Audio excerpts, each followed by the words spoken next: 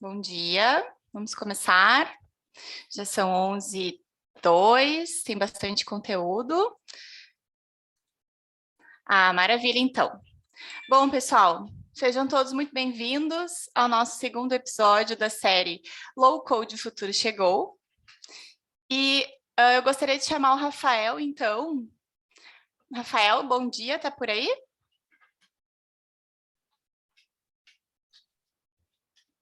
Bom dia, tudo bem? Tudo bem, Rafael, bem-vindo. Beleza, vamos começar então. Vamos lá. Pessoal, primeiramente aí, bom dia a todos, né, nessa sexta-feira.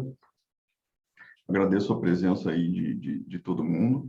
E a gente vai conversar aí mais ou menos, nosso tempo previsto aí está 1 hora, tá? Depois a gente termina um pouquinho antes, hoje o assunto talvez um pouco mais rápido.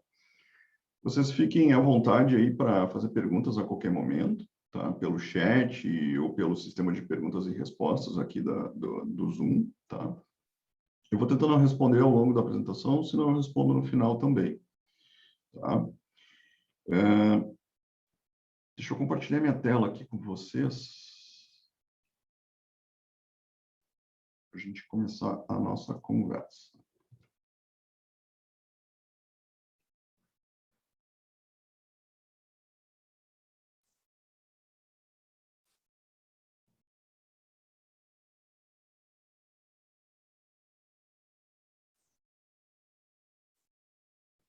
Estão vendo a minha tela aqui?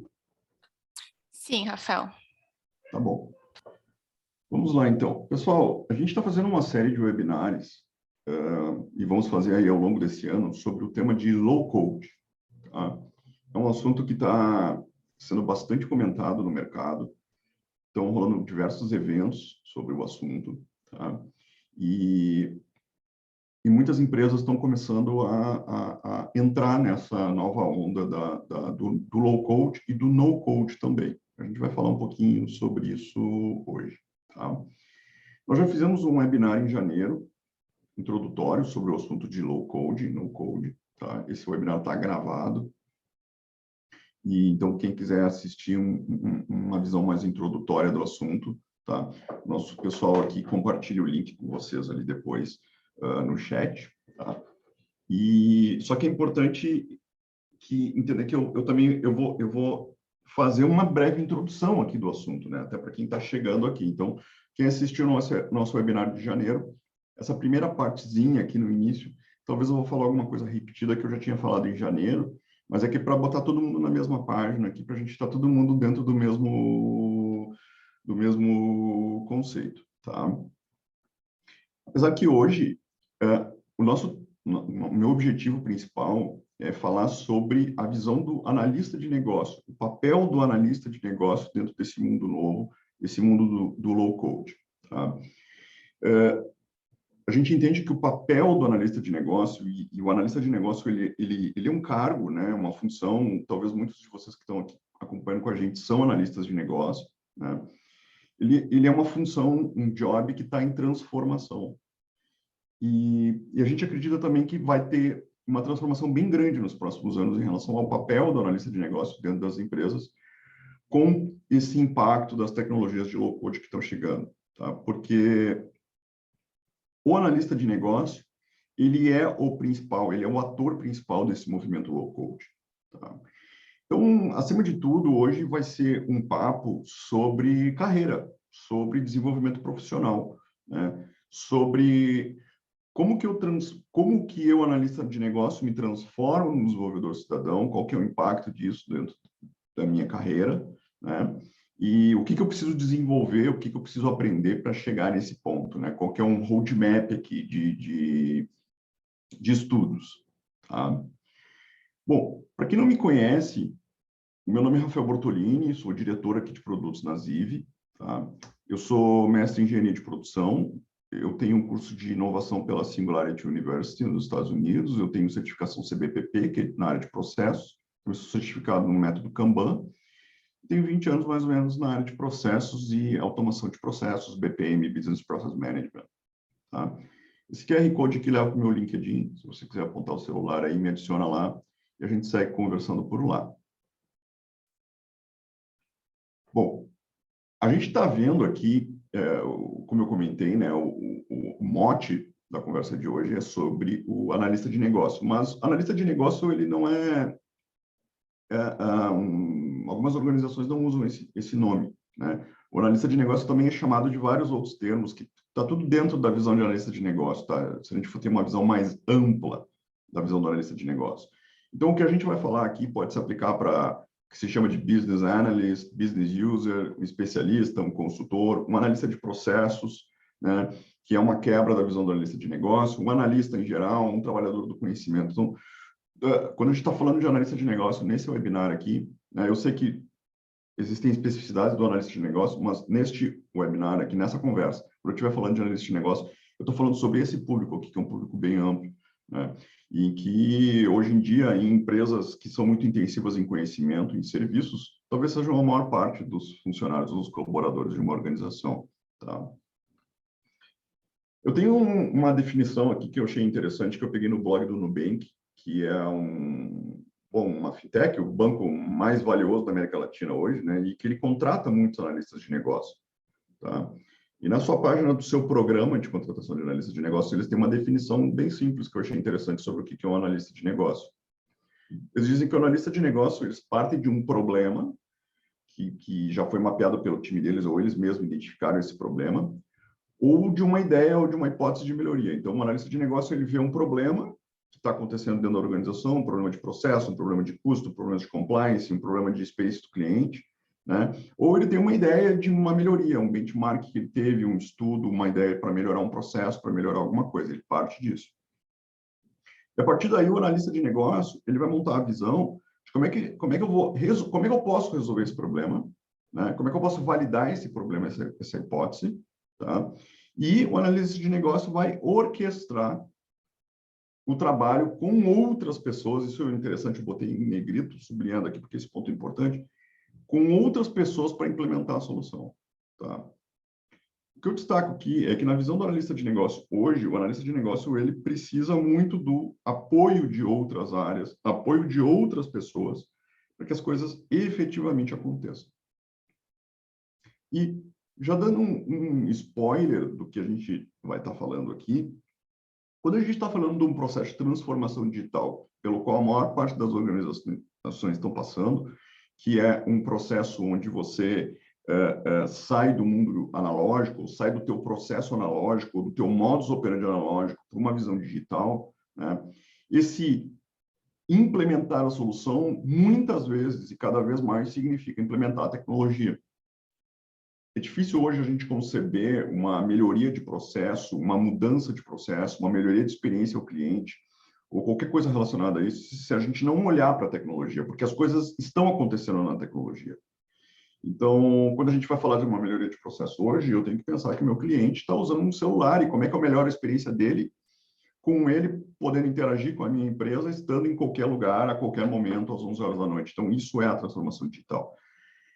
Então, o que acontece é que o trabalho do analista de negócio hoje dentro da empresa, que é identificar e tentar encaminhar a resolução de problemas, ele é cada vez mais impactado pela disponibilidade de tecnologia. E, retomando um pouco do assunto do webinar do mês passado, a gente tem um problema muito sério hoje no Brasil e no mundo, né, em relação à mão de obra de tecnologia, tá?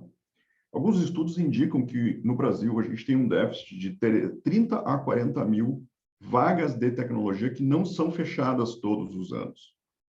E esse volume ele está aumentando, ele vai se juntando todos os anos, né? Se estima que em 2024 vão ter 300 mil vagas abertas que não se consegue fechar no Brasil. Para piorar, né, tem um outro estudo que diz que em 2024, nos Estados Unidos, nós estamos falando de 500 mil vagas que não se consegue fechar. E hoje, um processo que tem acontecido muito depois que a gente foi para o remoto, com o Covid, e teve toda essa aceleração, é que o mercado americano, que é altamente aquecido, com uma economia mais forte, está começando a tentar fechar esse déficit de mão de obra deles, que é maior que o nosso, buscando profissionais em países desenvolvidos, como o Brasil, por exemplo, pagando em dólar. Então, as empresas nacionais, as empresas brasileiras, elas têm que competir entre si pela falta de mão de obra de tecnologia, e elas estão começando a competir com empresas internacionais, uma competição quase que desleal, né, vamos dizer assim, porque é quase que impossível essa competição, com empresas que estão vindo buscar os nossos bons profissionais de tecnologia aqui no Brasil. Tá? Isso aqui é uma coisa muito séria, porque, voltando ao papo do analista de negócio, né, isso aqui limita o poder de transformação do analista de negócio, o poder de transformação da própria organização. Como que eu vou implementar as melhorias que dependem de tecnologia num cenário onde o déficit de mão de obra de tecnologia é cada vez maior? Existem algumas estatísticas também que mostram que 65% das equipes de TI, elas não conseguem concluir todos os projetos pedidos pelas áreas de negócio, pelos analistas de negócio, por falta de opções para ocupar as posições necessárias. Então, aqui está uma representação um pouco desse cenário. Tá? Foi feita uma pesquisa também no mercado americano com cerca de 1.000 analistas de negócio, e o pessoal perguntou para eles o seguinte: como é que é o impacto no negócio quando a TI não consegue entregar soluções que são demandadas, né? Quais são os impactos sentidos pelos analistas de negócio quando a TI não consegue, quando as equipes de TI, as áreas de TI não conseguem entregar, por essa questão da falta de mão de obra disponível, as soluções de tecnologia que a organização precisa? 62% elencaram uma questão bem simbólica aqui, né, que é uma frustração generalizada, né, dos analistas de negócio ou dos funcionários que estão tentando fazer esse processo de transformação, mas se sentem limitados, se sentem trancados por não conseguir fazer. Então, voltando à definição do analista de negócio, ele identifica um problema, ele mapeia como resolver, mas ele não consegue implementar. Isso gera uma frustração. 50% elencaram que isso impacta no atingimento de objetivos estratégicos. 49% disseram que a impossibilidade da entrega de todas as demandas e os projetos de TI dentro de uma organização impactam na perda de oportunidades de redução de custos, e 48% na perda de vantagens competitivas. Tá? Então, a gente está passando por um momento bem complicado, é um momento de inflexão, onde a gente tem, por um lado, uma demanda absurdamente crescente pelo desenvolvimento de novas aplicações de software, de tecnologia. Tem algumas estimativas que dizem que nos próximos 5 anos nós vamos desenvolver mais aplicativos e mais softwares do que nos últimos 50 anos. Mas, ao mesmo tempo, um gap de mão de obra especializada para poder fazer a entrega desse serviço.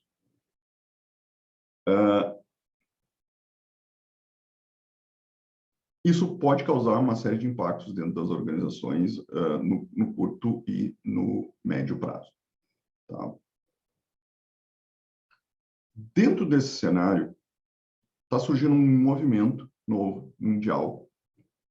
É um movimento que já tem alguns anos já, mas está ganhando proporções gigantescas, principalmente nos países desenvolvidos, onde o analista de negócios, aos poucos, começa a assumir um novo papel, um novo chapéu, o papel do Citizen Developer. A partir daqui, o objetivo desse webinar é eu quebrar um pouco e explicar o que é que o Citizen Developer faz e como se tornar um Citizen Developer. O Citizen Developer é uma resposta do negócio frente a este problema da necessidade exponencial de criação de software e de tecnologia e, ao mesmo tempo, da falta de mão de obra latente em tecnologia. É muito interessante essa resposta aqui do Citizen Developer, porque eu não sei se provavelmente tem alguns consultores aqui na sala, por exemplo, ou pessoas que trabalham em empresas de consultoria, ou pessoas que já contrataram consultoria, né? Eu trabalhei como consultor durante muitos anos e também já contratei muitas consultorias. E se você falar com qualquer pessoa de consultoria, propriamente dito, qualquer empresa de consultoria, ou ler qualquer material sobre consultoria, quando alguém pensa o que mudou na matéria de consultoria nos últimos 20 anos, por exemplo, nos últimos 10 anos, o que mudou na matéria da consultoria? Há 20 anos atrás, quando você contratava uma consultoria, a consultoria trazia o expertise dela, trazia os benchmarks, trazia o ferramental, método, né? E te entregava uma série de documentos, te entregava uma série de boas práticas, te orientava como fazer e te dava tchau. Boa sorte. Pode tocar. Vocês já viram isso acontecendo? Durante muitos anos foi assim. O mercado mudou de uma maneira que hoje isso é praticamente inadmissível. Assim, isso não acontece mais. As grandes empresas de consultoria do mundo, você pega aí uma BCG, uma McKinsey, por exemplo, elas vão hoje, elas são uma Accenture em questões específicas, elas vão cada vez mais na entrega, no delivery. Elas vão cada vez mais no resultado. E é isso que as empresas estão contratando. As empresas pararam de contratar pessoas que simplesmente, ou consultores ou consultorias que simplesmente especificam o que vai fazer e o que precisa fazer para que algum outro faça depois no futuro. Pode ser que esse outro nunca faça. E isso era um problema de grandes projetos de consultoria, porque o resultado da consultoria era muito bonito, mas a implementação não tanto. Então, cada vez mais contratando projetos de ponta a ponta. Quer dizer, eu não preciso de alguém para me dizer o que precisa ser feito, eu preciso que alguém faça. É isso que está acontecendo no mercado de consultoria. E é isso que está começando a acontecer para o próprio analista de negócio, contratado, funcionário da empresa, colaborador.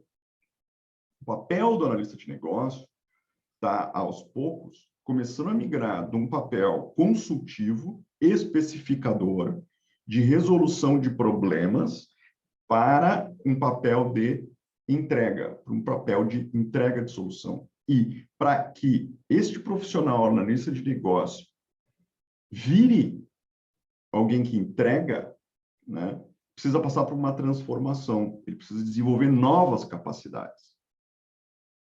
Precisa um novo ferramental para que isso aconteça. Esse ferramental dentro do mercado são as novas plataformas tecnológicas de low-code e no-code. Isso, plataformas tecnológicas de low-code ou no-code, é uma coisa que já é falada há mais de 20 anos. Inclusive, tinham outros nomes para isso aqui antes, como Rapid Application Development e várias outras siglas aqui de TI relacionadas a isso aqui. Então, isso aqui não é um assunto teoricamente novo, mas é um assunto na prática novo, porque é só agora que a tecnologia chegou num ponto em que está realmente conseguindo entregar o que promete. Então, o que é o no-code e o low-code? No-code e no-code, elas são a próxima categoria, a próxima geração de aplicativos de software que empoderam pessoas sem skill técnico a desenvolverem aplicações de software com pouco ou nenhum código. A ferramenta low-code, a ferramenta no-code, ela está, aos poucos, se transformando na principal ferramenta de apoio do analista de negócio. É a ferramenta low-code, a ferramenta no-code que vai permitir essa transição do papel do analista de negócio de um especificador, de um documentador, enfim, de uma pessoa que faz só análise, para uma pessoa que entrega um produto de tecnologia. Existem várias estatísticas sobre o poder das ferramentas de low-code. Se você for pensar em termos de um curso de tecnologia, tá? Se você for pensar assim, eu quero eu quero ser um programador, por exemplo, né? Você pode entrar dentro de uma faculdade de tecnologia, você vai ficar aí 4 anos, mais ou menos, numa faculdade de tecnologia, tá?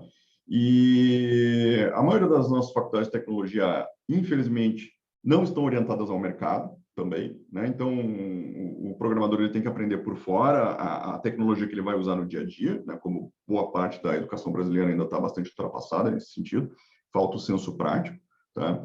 E ele vai levar mais 2 anos aí para ter uma expertise de uma tecnologia a ponto de poder trabalhar em projetos corporativos, tá? Quando a gente está falando de uma ferramenta no-code, low-code, a gente está falando de um tempo de dedicação, de estudo dentro de uma ferramenta de 3 semanas, 4 semanas. Então, nós estamos falando de um tempo absurdamente menor para você gerar uma expertise para poder desenvolver tecnologia.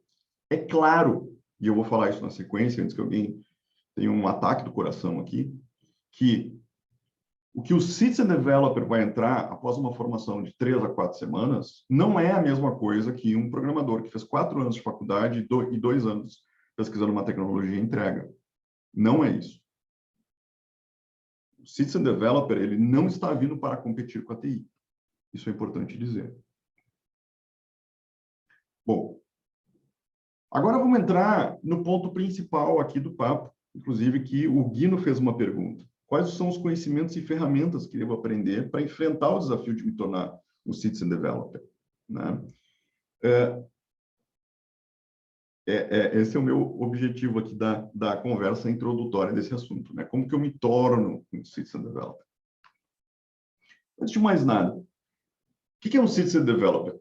O Citizen Developer é um usuário de negócio, entre parênteses, analista de negócio, né? É o tema da nossa conversa de hoje aqui, com pouca ou nenhuma experiência técnica. Então, ele não é um programador, ele não precisa saber codificar, por exemplo, né? Capaz de criar aplicativos, aplicações, pequenos softwares, que automatizam os seus processos e os seus fluxos de trabalho do seu time, os seus próprios, do seu time, ou mesmo da sua organização, em alguns casos, sem codificação ou com pouquíssima codificação. Essa é a ideia do Citizen Developer. Então, o Citizen Developer é uma evolução daquele papel do analista de negócio. Como que funciona isso? Se a gente for olhar dentro de uma organização, as coisas nunca são muito absolutas, né? Mas a gente tem a tendência de tentar botar as coisas em caixinhas, né? Eu usei aqui um degradê justamente para mostrar que a diferença entre um analista de negócio e um desenvolvedor, ela não é uma questão absoluta, ela é uma questão relativa. Você tem N estágios aqui entre um analista de negócio e um desenvolvedor. Mas vamos olhar no papel hoje das organizações. O analista de negócio, ele tem por função especificar, né? Especificar o que precisa ser feito, identificar os problemas, ele precisa mapear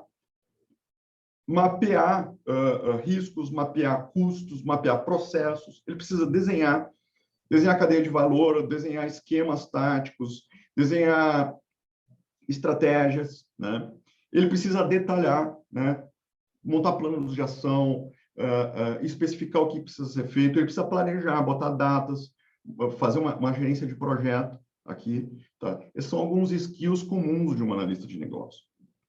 E quando o analista de negócio termina esse trabalho dele, no modo tradicional, ele pega isso aqui tudo e passa para o desenvolvedor. O desenvolvedor que está na outra ponta hoje, porque as coisas estão muito afastadas, né? O desenvolvedor, ele vai codificar, ele vai desenvolver, ele vai implementar, ele vai entregar. Então, hoje, quem está, vamos dizer assim, entregando no sentido físico da palavra é o desenvolvedor aqui, é claro, com todo o apoio do analista de negócio por trás. Mas você tem essa dicotomia aqui, você tem essa quebra, né? Tanto que a própria área de TI criou um termo que é uma abominação, né? Que eles chamam de TI e negócio. O pessoal de negócio e o pessoal de TI, como se TI não fosse negócio, né? Então, se cria essa divisão aqui que, nos últimos anos, não tem ajudado muito as empresas. Onde que entra o desenvolvedor cidadão aqui, o Citizen Developer? O Citizen Developer, ele é um meio do caminho entre um e outro. Então, na verdade, ele é uma aproximação do analista de negócio em direção ao desenvolvedor, onde o analista de negócio vai se empoderar, vai desenvolver skills, eu vou comentar sobre isso na sequência, vai desenvolver skills para que ele consiga ajudar, para que ele consiga desenvolver e ajudar na entrega de soluções de tecnologia. Então, a gente tem alguns outros verbos aqui que o desenvolvedor cidadão, que é o analista de negócio, vai assumir ao virar um desenvolvedor cidadão. Construir, prototipar, projetar, né? Então, você tem questões mais físicas aqui relacionadas à entrega. E um detalhe interessante, pessoal, que não sei se alguém notou, é que aqui atrás eu tinha escrito desenvolvedor. E aqui a gente trocou o nome para desenvolvedor profissional. É como nos Estados Unidos, grandes institutos de pesquisa como Gartner, Forrester, estão começando a chamar o desenvolvedor que desenvolve, que tem a formação técnica de anos, que trabalha focadamente nisso, que é um codificador, né?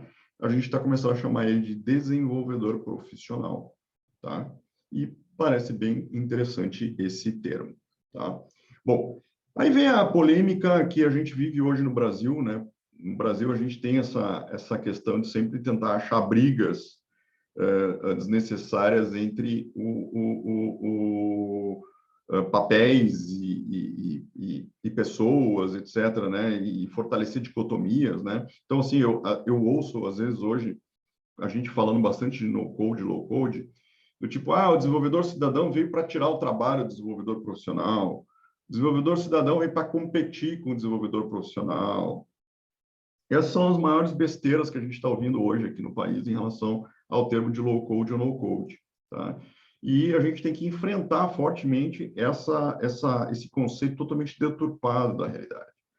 Por quê? Vocês imaginam uma pizza gigante, é uma coisa redonda, essa pizza gigante aqui é a demanda de software para os próximos anos.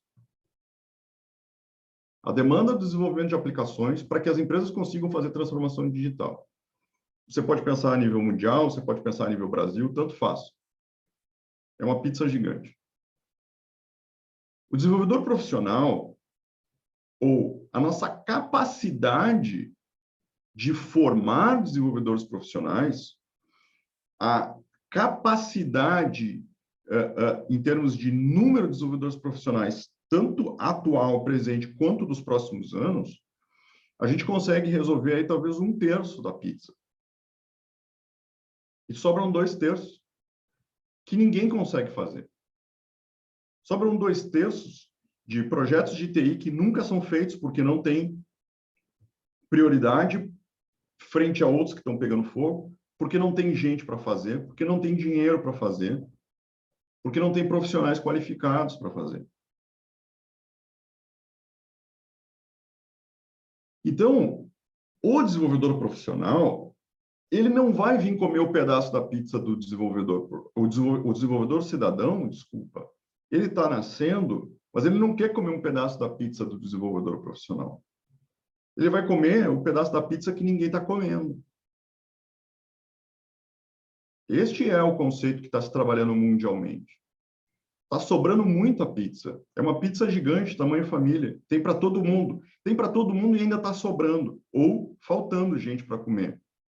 Então, mesmo com a iminência e o surgimento da profissão de desenvolvedor cidadão, do Citizen Developer, vai existir ainda uma demanda por aplicações tecnológicas em que nós não vamos conseguir fazer, por falta de pessoas. Rafael, mas cada vez mais a gente tem escolas de tecnologia, cursos técnicos de tecnologia, ONGs que formam pessoas de tecnologia. Perfeito. Todos os dias surgem novas empresas que estão formando profissionais de tecnologia ou iniciativas de organizações não governamentais que que formam pessoas de tecnologia, mas isso não é suficiente, pessoal. Isso aí está fazendo cosquinha no tamanho dessa pizza aqui. Pode entrar mais um monte de desenvolvedor profissional que ainda vai sobrar muita pizza para comer. Tá? Então, enquanto o desenvolvedor profissional, ele vai comer o pedaço da pizza que ele gosta mais, e esse pedaço da pizza que ele gosta mais é aquele pedaço dos projetos mais estratégicos da empresa, dos projetos que envolvem dinheiro da empresa, que envolvem o core business da empresa, que precisa de codificação. O Citizen Developer, ele está entrando no mercado como uma evolução do analista de negócio para desenvolver aqueles aplicativos que são mais simples, que envolvem capacidades de arrastar blocos, conectar elementos, né? Pegar componentes pré-prontos, usar ferramentas no-code ou low-code que geram recursos para você. Tá? Não vai entrar no nível da codificação, mas vai conseguir ajudar bastante. Logo, aqui eu desmistifico uma segunda grande besteira que a gente ouve no mercado, que é: mas as ferramentas low-code e no-code nunca vão conseguir fazer todos os softwares que uma empresa precisa. Mas elas nem querem fazer todos os softwares que uma empresa precisa. O que eu estou dizendo claramente aqui é que existe um mercado gigantesco, cada vez maior, para o professional developer, aquele que vai codificar as regras de negócio específicas da empresa, de alta performance, de alto volume, de alto risco, e existe um mercado gigantesco para aplicações menores, talvez de menor impacto, em que uma ferramenta de low-code ou no-code consegue criar um aplicativo sem ter nenhum tipo de codificação. Então, são coisas diferentes, mas que estão dentro do mesmo globo aqui de necessidades de tecnologia. Bom, quais são as responsabilidades de um Citizen Developer dentro desse novo mundo aqui? Né? O Citizen Developer está entrando no mercado para ajudar a reduzir o backlog de TI. O backlog de TI é uma coisa que só cresce. Né? Então, o Citizen Developer entra para ajudar a reduzir isso aqui. O Citizen Developer entra para ajudar a diminuir o custo de desenvolvimento de aplicativos, porque você desenvolver um aplicativo podendo usar uma tecnologia low-code ou no-code, vejam bem o verbo que eu usei, podendo usar uma ferramenta low-code ou no-code, é muito mais barato do que fazer pelos modos tradicionais de desenvolvimento. Agora, tem situações em que não tem o que fazer, precisa de um desenvolvedor profissional e vai ter os custos inerentes a isso. Uma ferramenta no-code, low-code, tem estatísticas que apontam, da Forrester, por exemplo, que você consegue entregar um aplicativo 10 vezes mais rápido que o desenvolvimento tradicional via codificação.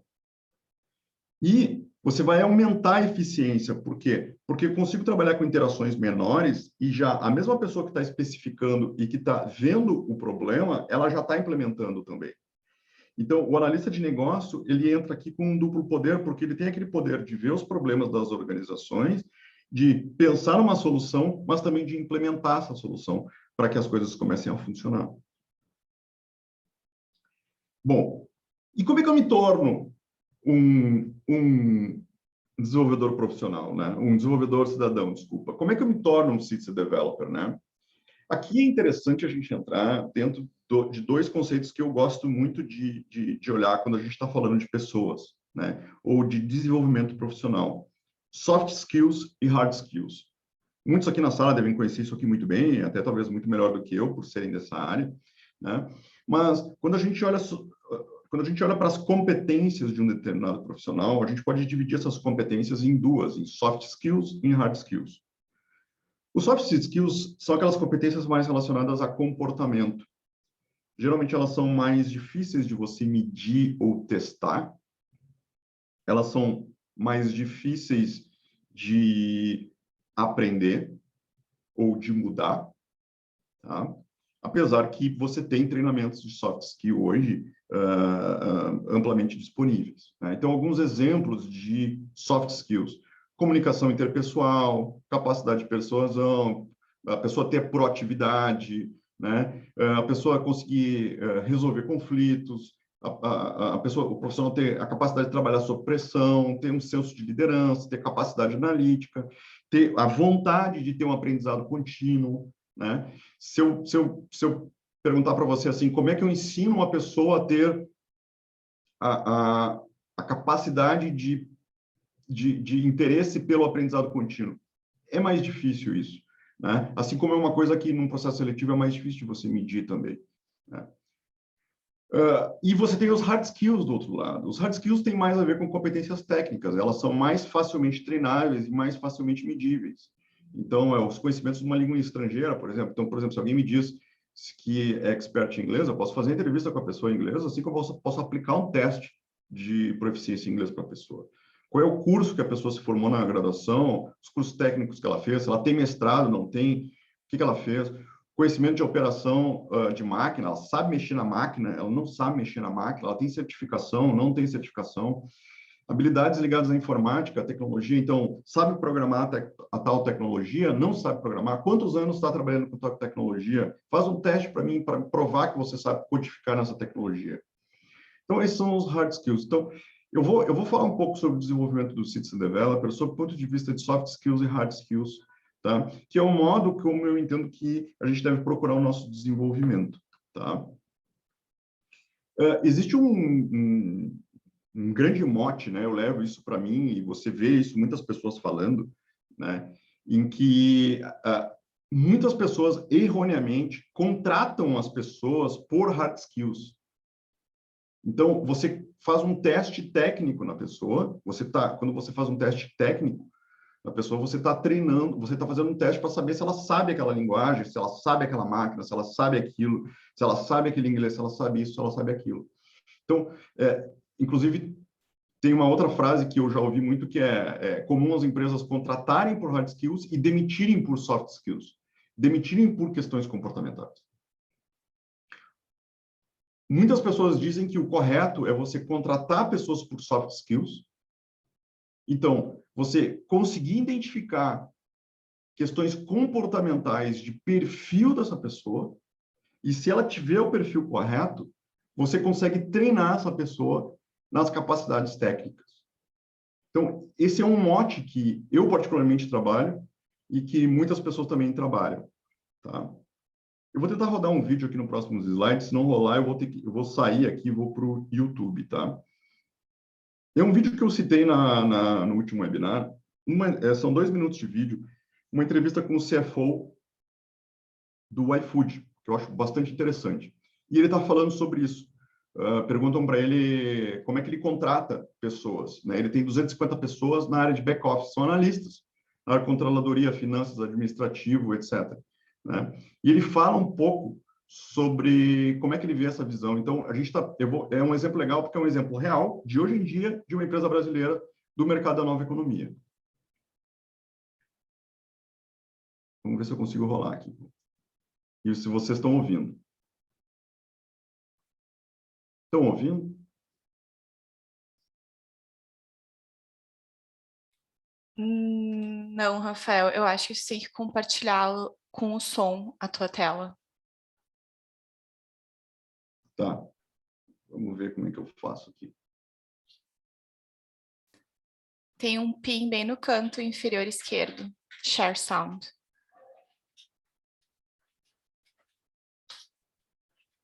Já só, estou vendo aqui.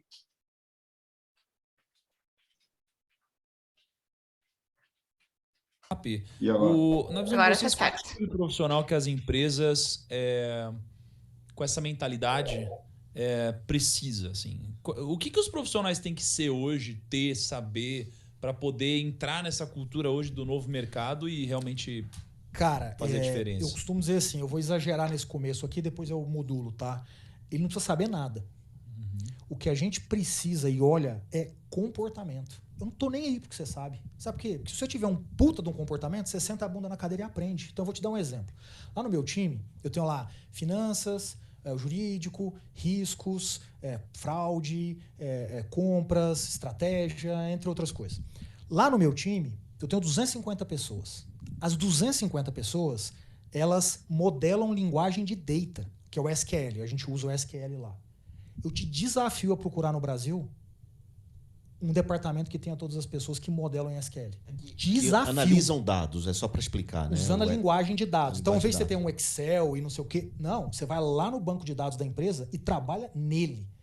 Isso é data pura. O que é isso? Comportamento. Você acha que eu contratei alguém assim? Você acha que eu cheguei lá sabendo isso? Não. Botei a bunda na cadeira, fui lá, aprendi, assim como todo o time. Aqueles então, eu contrato menininho- comportamento. Aqueles 2 rapazes que você tem lá no teu dashboard lá. Faz exatamente isso. Então, eu vou te dar um exemplo. Chegam 2 pessoas para entrevista. Cara, a primeira pergunta que eu faço, qual foi uma coisa foda que você fez na sua vida? Fala uma só. Aí o primeiro fala assim, não, passei em primeiro lugar no vestibular. Eu falo, cara, puta, não é isso que a gente tá procurando. Acaba a entrevista. Não é isso que a gente tá procurando. Muito obrigado. Não é o perfil. Tipo, não quer dizer que você não seja bom. Você pode ser um puta profissional, mas não é o perfil que a gente quer. Aí eu vou pro segundo. O que você... Fala uma coisa legal. Cara, quando eu tinha 15 anos, eu organizei um campeonato na minha cidade. Fui lá em 5 escolas, falei com 5 diretores, eles me emprestaram a quadra no final de semana, eu fui na polícia, os policiais toparam ir lá para fazer a segurança, fui na papelaria, consegui R$500 para comprar o troféu e fiz o primeiro campeonato da minha cidade. É esse cara que eu contrato. Ei, se eu disser para você Pessoal, deixa eu passar aqui para o próximo slide. que eu já esse quebrei, cara. você me... A gente não precisa... Agora, falando Deixa eu passar aqui. Voltando. Espero que tenham gostado do vídeo. A gente não precisa concordar ou não com ele, né? Eu estou trazendo ele como um exemplo aqui, né? De uma pessoa que tem 250 analistas de negócio aqui, de certa maneira, contratados, né? E como é que ele encara isso? A gente falando aqui sobre essa questão da transformação do analista de negócio. Mas é interessante notar o que ele comentou ali, né? Que é o quê? A questão comportamental e não a questão técnica, tá?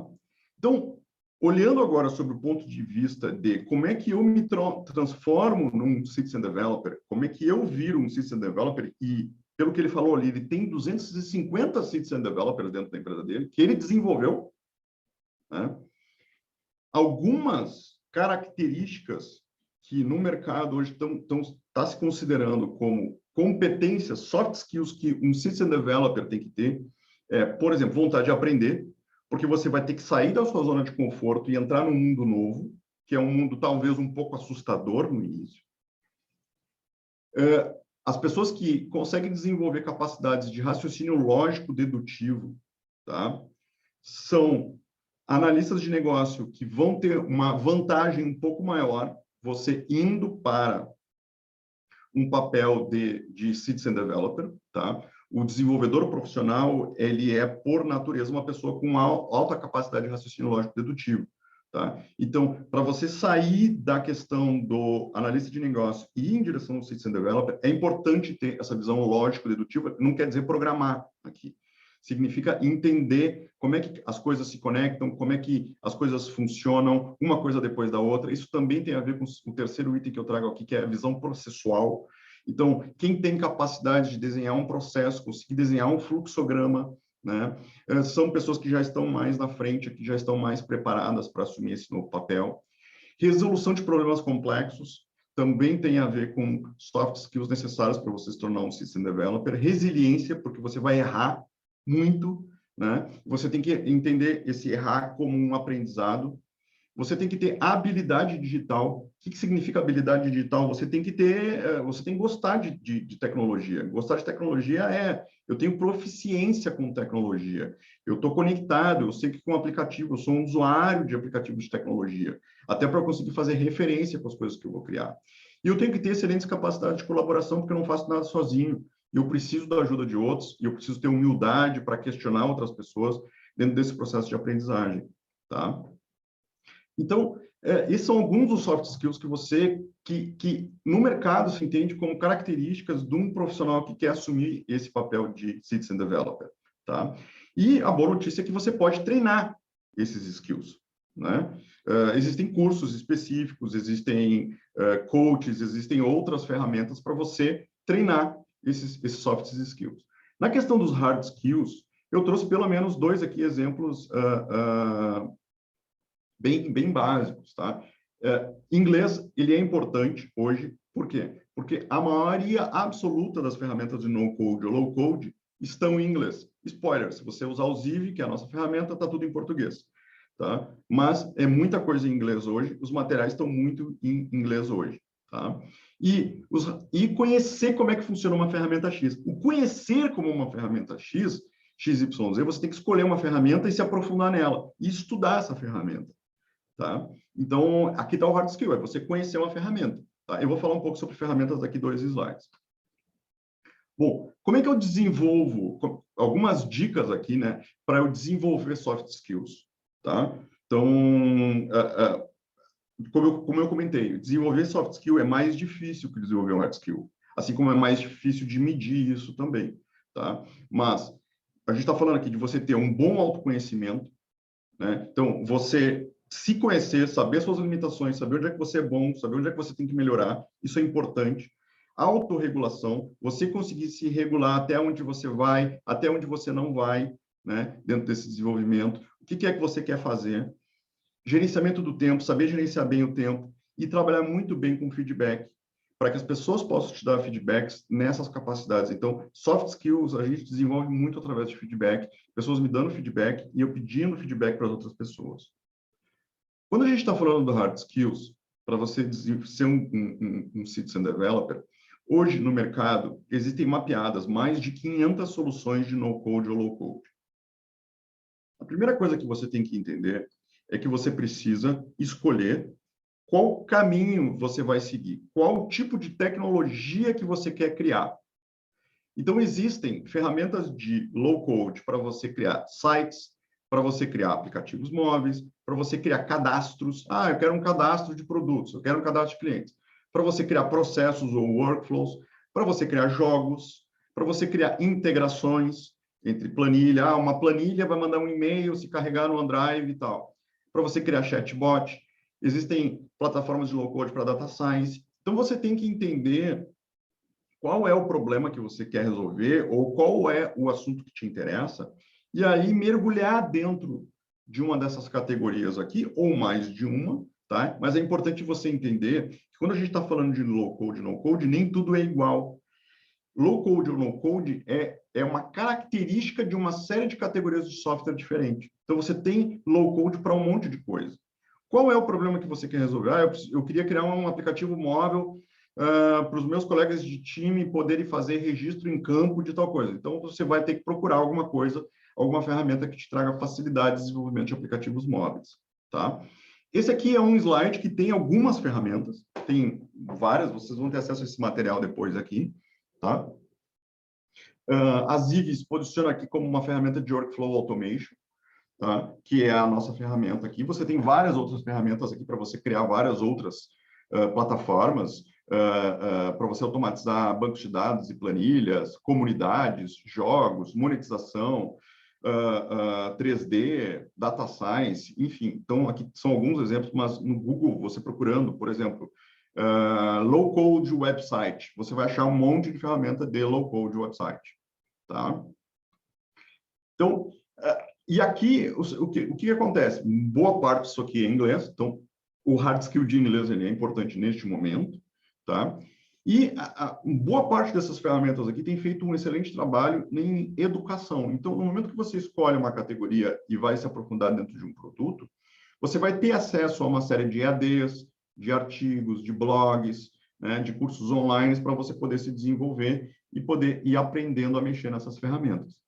É muito comum que dentro de um mesmo time ou um mesmo citizen developer saiba mexer em mais de uma ferramenta, porque essas ferramentas aqui, todas elas se comunicam também. Isso é uma coisa muito legal, né? Elas nativamente se integram, tá? E, pessoal, para a gente caminhar para o fechamento aqui, tem algumas perguntas aqui que estão em aberto. Esse movimento do citizen developer é tão importante e ele está gerando tanto impacto, tá? Que o PMI, que talvez seja uma das instituições mais sérias que existem no mundo, o Project Management Institute, uma instituição mundial, global, né, voltada a melhores práticas de...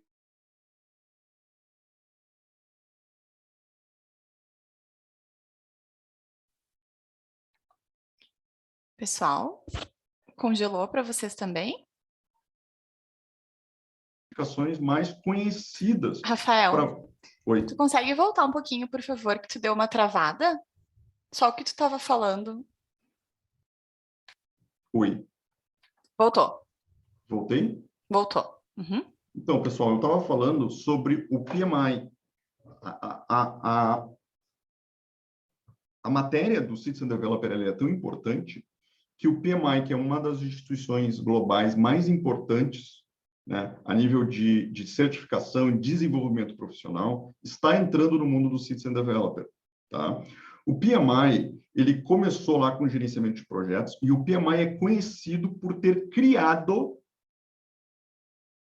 o cargo de gerente de projetos. Antes disso, não existia cargo de gerente de projetos. Então, o PMI criou o cargo de gerente de projeto. O PMI criou a certificação PMP, desculpa, que é uma das certificações mais bem vistas do mercado, hoje, certificações profissionais para quem é gerente de projeto. O PMI está começando uma trilha para Citizen Developers, tá?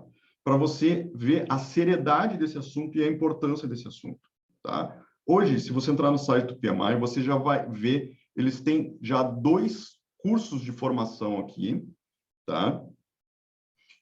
São pagos, e eles vão te dar já uma certificação a nível básico ainda de Professional Citizen Developer, do PMI, tá? Então, você vai ter a sua estrelinha do PMI lá, para o Citizen Developer. Uma visão muito interessante do Citizen Developer, da visão do Citizen Developer do PMI, é que o PMI está trabalhando, ele é agnóstico de ferramenta, assim como na área de projetos, ele também é agnóstico de ferramenta. Quer dizer, o PMI não está conectado a nenhum software, tá? Então, ele está olhando para todos os softwares, mas a visão do PMI é que o Citizen Developer tem que conseguir trabalhar com governança de soluções low-code e no-code.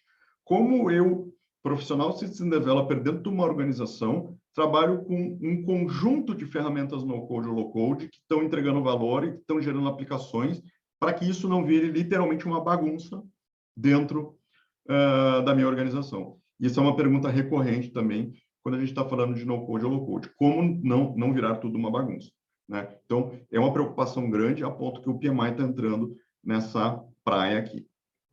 Então, pessoal, para finalizar, a gente entende que o analista de negócio, ele está, aos poucos, saindo do Excel, que talvez fosse a principal ferramenta do analista de negócio, né? Saindo ali da tabela dinâmica e indo para aplicativos no-code, low-code, que permitam que ele entregue aplicativos e aplicações, tá? Só para finalizar aqui, a Ziv é uma empresa brasileira dentro desse mercado no-code, low-code. A gente tem centenas de clientes no Brasil e o nosso trabalho consiste em transformar fluxogramas, processos de trabalho em aplicativos, tornando vivo aplicativos, tá? A gente faz um paralelo aqui, que assim como crianças hoje em casa estão construindo jogos como Minecraft, Roblox e outros joguinhos, os nossos analistas de negócio estão criando aplicativos, arrastando caixas de fluxograma e gerando aplicações de negócio completas dentro das suas organizações, tá? Aqui está o meu e-mail, aqui está o meu LinkedIn. Eu agradeço muito a presença de todo mundo aqui. Espero que a conversa tenha sido produtiva. Eu tenho várias perguntas aqui que eu vou tentar responder. Vocês fiquem à vontade aqui para fazerem outras perguntas e eu, nesses minutos finais, eu vou tentar dar um overview geral aqui, tá? Então, a primeira pergunta do Guino, eu já respondi, que é quais são os conhecimentos e ferramentas que eu devo aprender para me tornar um Citizen Developer. Eu dei mais ou menos um roadmap aí de soft skills e hard skills, tá? A Brenda está falando, os gestores de cargos mais altos também devem conhecer e entender esse novo papel de profissional de negócio, o poder de tecnologia para conseguir transformar a empresa, certo? Entendo que também está na mão deles essa transformação. Brenda, com certeza. É fundamental o apoio da alta gestão para entender essa mudança de papel, né? Essa mudança de função dentro das organizações, tá? E principalmente para eles se sensibilizarem de que é possível fazer isso, tá? É possível fazer isso. Já existem exemplos de empresas que trabalham dessa forma dividida entre Citizen e Professional. Brenda, várias empresas. Nós mesmos temos diversos clientes que trabalham nesse formato aqui. Aqui eu trouxe, no meu slide aqui, eu trouxe alguns clientes nossos aqui que já trabalham nesse formato. Por exemplo, todo o Grupo Móvel e iFood, que a gente trouxe aqui para vocês. Né? Aquele era o CFO do iFood, mas você tem a Hold Móvel, que inclui dezenas de empresas por dentro. Você tem toda essa divisão entre Citizen e Professional Developer. A gente tem o Banco BMG, que também trabalha nesse formato. Tá? Então, a gente tem várias empresas hoje que estão começando a trabalhar. Não necessariamente elas usam esse termo, isso é importante dizer. Essa divisão entre o nome Professional Developer e Citizen Developer é muito novo. Tá? O que a gente tem é já equipes de TI e analistas de negócio, analistas de processo que estão fazendo um papel de Citizen Developer, mas às vezes eles nem sabem que eles são um Citizen Developer, mas isso já está acontecendo hoje. Você acredita que os RH nas empresas devem atuar com essa mudança, Paula? Com certeza também. O nosso papel hoje principal aqui, quando as pessoas me perguntam assim, Rafael, qual é o maior desafio do low-code hoje no Brasil? Eu digo, é a educação, é as pessoas entenderem. Então, quanto mais essa mensagem passar para frente, tanto para a autogestão, como a Brenda tinha perguntado antes, quanto a Paula está comentando agora, para o RH também conhecer que existe isso, que isso é possível, né? Mas esse movimento de transformação vai acontecer, isso vai ser possível, tá? Eu acredito firmemente que daqui a pouco, pode ser que amanhã, já comecem a surgir cargos, vagas de emprego escritos especificamente, Citizen Developer, tá? Isso ainda não é muito comum, tá? Mas hoje já existem outros nomes e por trás está isso. Ou cargos em que você tem um analista de negócio fazendo uma seleção com base em soft skills, mas você é contratado e depois a empresa te desenvolve hard skills para você usar uma ferramenta low code. As empresas menores também conseguem ter esses perfis nas suas empresas ou é mais aderente para as empresas maiores? Paula, eu acredito firmemente que as empresas menores elas têm mais a se beneficiar, inclusive, do que esse movimento. Por quê? Porque numa empresa menor, primeiro que você tem uma cultura do faz tudo. Né? Então, uma empresa menor não tem muito isso de, eu faço isso, você faz aquilo, só a TI pode desenvolver, só o fulano pode criar aplicativo. Uma empresa menor, que tem menos recursos, as pessoas naturalmente estão propensas a assumir novas responsabilidades e desempenhar novos papéis. Então, esse movimento é mais fácil. O outro problema que está acontecendo é que uma empresa média, por exemplo, ela está ficando no fim da lista de possibilidade de contratar um programador ou um professional developer. Hoje, você contratar um professional developer, por exemplo, com uma competição de grandes empresas ou uma competição internacional, com uma pequena e média empresa está ficando quase que impossível. Tá? Então, no médio prazo e no longo prazo, talvez o Citizen Developer vai ser o único provedor de tecnologia de uma pequena e média empresa, porque ela não vai ter condições de pagar por um professional developer. Tá? Bom, qual é a relação entre low-code e Power BI? Aurélio, tem diferenças bem grandes, tá? Então, assim, Power BI. Primeiro, Power BI é o nome de um produto. Low-code é uma categoria de produtos. Power BI é um produto da Microsoft, tá? Power BI é uma ferramenta de relatórios. É uma ferramenta de gerar relatórios, gerar dashboards, gerar gráficos, é uma ferramenta de data warehouse, uma ferramenta de business information business analytics, tá? Da Microsoft. O Power BI se coloca como também se coloca como uma ferramenta de low code. Por quê? Porque ele diz o seguinte: olha, um analista de negócio consegue criar dashboards aqui sem programar, o que é verdade em grande parte, tá? Então, agora, low code, vamos voltar aqui no meu slide anterior. Você imagina aqui, ó, opa, e pare de compartilhar. Só um pouquinho. Perdi aqui, só um pouquinho.